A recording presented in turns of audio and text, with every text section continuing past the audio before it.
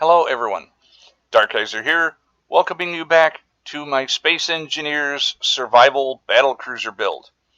I've managed to get quite a bit of work done since the last time I was here, so let's go ahead and take a tour. One of the first things that I did was I expanded my mining ship. I had found that one large cargo container was not sufficient to hold all of the rock and all of the ore that I was gathering up. So I went ahead and I added a second cargo container. I also expanded the size of the drill head by about a dozen drills or so to make things a little bit faster. You will notice that one of the two rocks that I had considered navigational hazards is now gone. That was one of the major accomplishments over the last few days. Went ahead and took out the other small asteroid, the one that had the large divot in it. Went ahead and cut through that.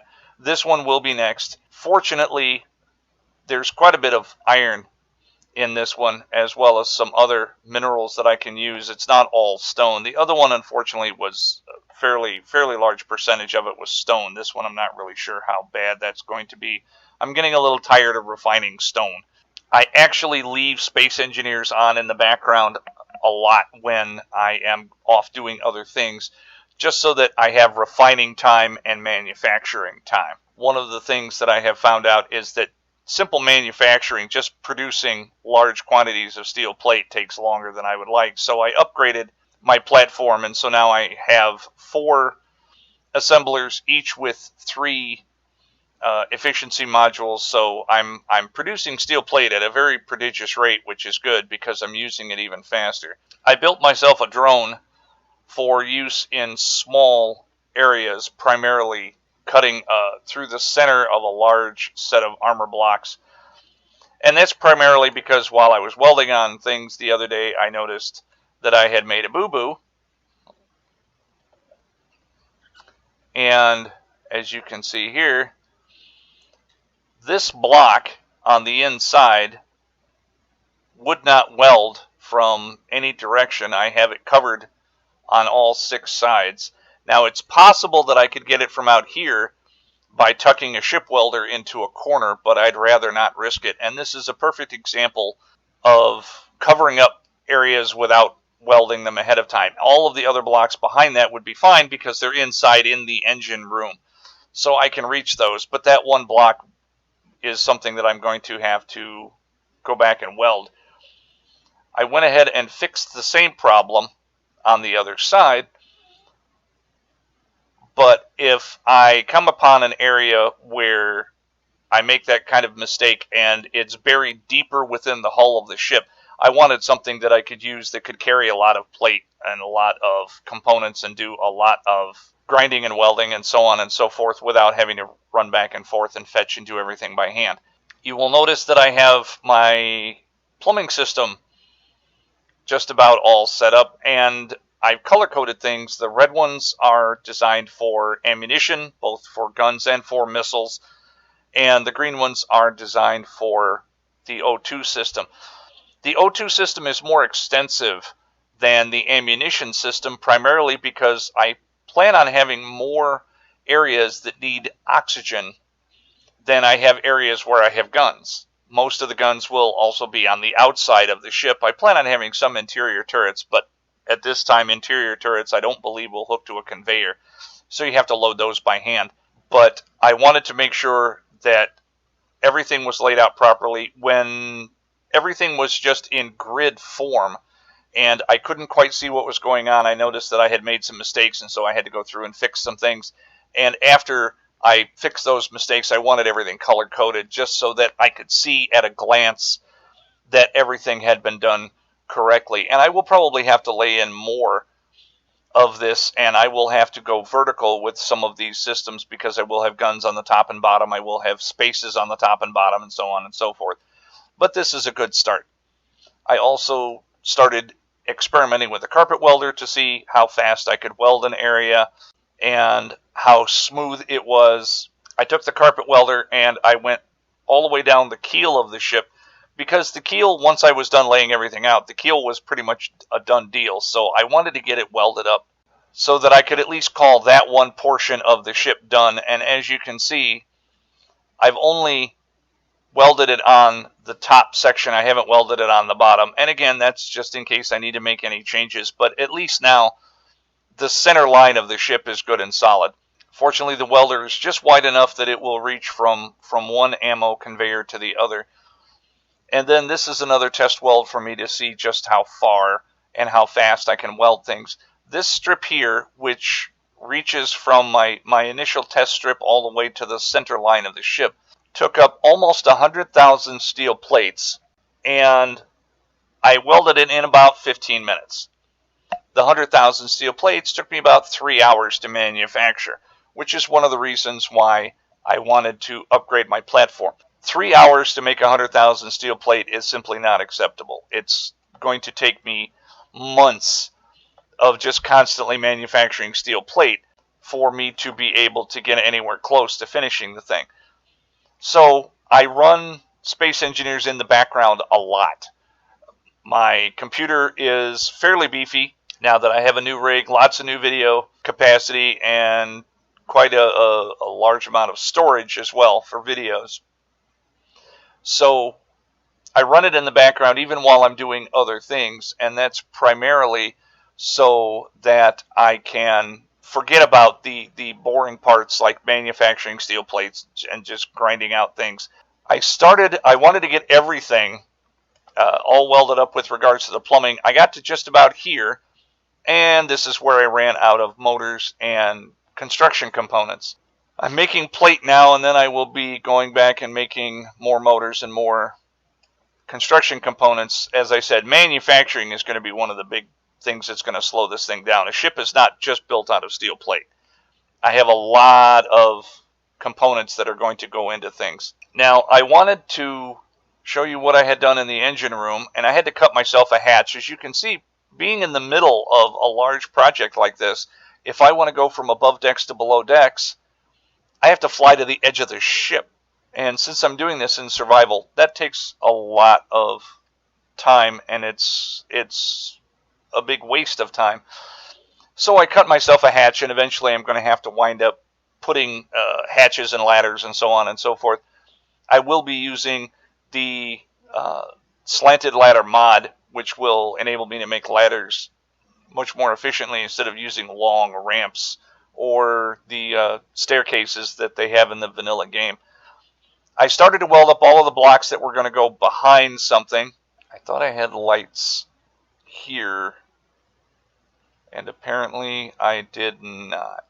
Yeah, a little bit scant on the light. I need to add, well, of course I don't have anything going on here anyway. Not yet. But I wanted to give you an idea of how much light I plan on having. And again, it is an engine room, so I don't need to necessarily be able to see every nook and cranny. But this is an example of how I have my lights set up. And of course, all of these lights are on a group so that I can control everything. I also started laying out my O2 system.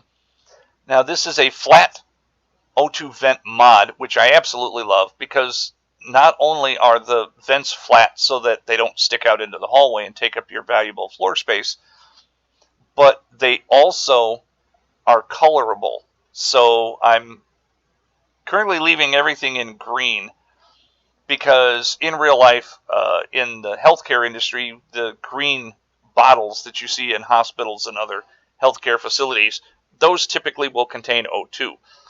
So whenever I think of something on a large scale manufacturing type of situation, I see green and I think oxygen. So once I get a better idea of what color everything is going to be, then I might go back and change it. But for now, green is O2 and red is ammunition or combat in some way. Now, I also set up some doors. These are the new vanilla sliding doors. And I set up sensors. I really hate having to click on every single door. And it makes me a little nutty. Now, I don't quite, nope, I've got to change the distances on the sensors a little bit. This is supposed to act as an airlock, and so it should be possible for me to stand in a section so that both doors are shut. and so I obviously have to play with my sensors a little bit. For role-playing purposes, I put in a staircase and a catwalk, so now I can weld on my incredibly huge Leviathan thruster. And then I put in more vents. Now, I'm not sure. I put an extraordinary number of vents in this room. I've got this one here, and then I've got more going on down here where I have more floor space. Given the volume of the room, I have no idea how long it will take to pressurize. Now, this is 4 vents here, and then there's a fifth one up above. But that's 10 air vents for this tremendously large space, and I have no idea how long it takes to pressurize and depressurize, and I'll have to run tests. I'm sure that I'm going to need to put in more air vents. And hopefully I'll be able to put all those in the corners, because the area directly underneath here is not going to be serviceable for putting in anything. The collision box for the thruster goes right to the floor. But I can walk along underneath and it looks cool. So that's what I'm worried about. It's supposed to look good. But I welded up everything that was going behind lights. I wanted to make sure that I didn't accidentally miss something, as I mentioned before. And of course, again, all of these lights are on a group. I have an engine room 1 forward group. I have an engine room 1 aft group, and so on and so forth. One of the reasons why I wanted to get this thruster, and indeed the entire area at the back of the ship, welded up, I'm not sure exactly how I'm doing transitions from one deck to the next. It's very important for me to make sure that the areas that are supposed to be airtight actually are airtight, and that includes going from deck to deck. Anybody can put a set of doors in from one room to the next, and you have maintaining pressure. When you're going up and down from deck to deck, it's somewhat more difficult. Now, I will be using the cargo ramp mod, which is very good, and it is airtight. So I hope that that mod will make things a little bit easier for me. My next goal, after I finish welding up all of the plumbing, I plan on coming up here and welding up the top deck. I'm getting to the point now where I want to make sure that the next large area that I need for controlling the ship, which is gyroscopes, I want to make sure that I leave enough space for them, and I want to make sure that they are well located and well protected. So I will probably have gyroscopes spread out fairly evenly throughout the ship, sort of like I did with the gravity generators. That way, losing one, even a major portion of the ship, will be damaging to the ship, but it won't be completely catastrophic. I won't completely lose all control of my ship. I will be using an ultra gyroscope mod so that I don't have to worry about putting down hundreds and hundreds of gyroscopes. So this is where we're at for now. As I said, lots of plumbing laid out. I'm not sure what is going in all of these sections. The ship is going to have such a tremendous interior space that I'm not really sure exactly what's going to happen to all of it. I need to look at the specs of the ship online to get an idea of approximately how many crew it would have. I'm estimating, just pulling a number out of the air, I'm estimating that it would have a crew of a couple of thousand, and that is based on standard Terran wet Navy type of ships. So it's a major undertaking, and as I said, I'm hoping that the optimization of Space Engineers continues to keep pace with the project, because I want to use an ever-growing number of mods to make the interior and the exterior of the ship look good. To me, it's not just enough that it functions. I want it to look good. And that means using a lot of mods, since most of the vanilla blocks are fairly Spartan. They're fairly ugly. And if it's not going to look good, then what's the point? So this is all for now. I appreciate you following along on the project. Constructive criticism is welcome below in the comment section.